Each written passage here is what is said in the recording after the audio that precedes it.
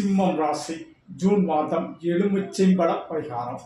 எலுமிச்சம்பழ பரிகாரம் அப்படின்னு சொல்லும்போது, இந்த ஜூன் மாதத்தில் எல்லா கிரகங்களும் நன்மையாக இருந்தாலும் 8ஆம் இடத்துல ராகு அது மாயவலை பின்னுவார். நல்ல சூப்பராக நமக்கு சில ஆசைகளை காட்டி கொஞ்சம் மோசம் பண்ணக்கூடிய அமைப்பு உண்டு. அதனால துர்கா வழிபாடு ரொம்ப ரொம்ப சிறப்பு.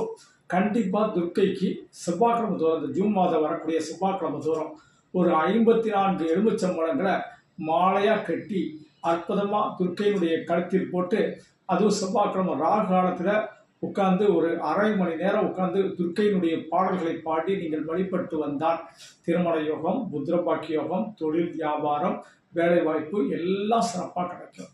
மனதில் இருக்கக்கூடிய கஷ்டங்கள் நிவர்த்தியாகும், கடன்கள் நிவர்த்தியாகும். அதே போல் துர்க்கை அம்மன் உங்கள் ஊரில் இல்லை அப்படின்னா ஒரு அம்மனுக்கு 108 எலுமிச்சம்பழம் மாலை போட்டு நீங்கள் சிறப்பாக வழிபடுங்க. அந்த வழிபாட்டின் மூலம் உங்கள் குடும்ப மேன்மையும், உங்கள் ஆரோக்கியம், சௌபாக்கியம்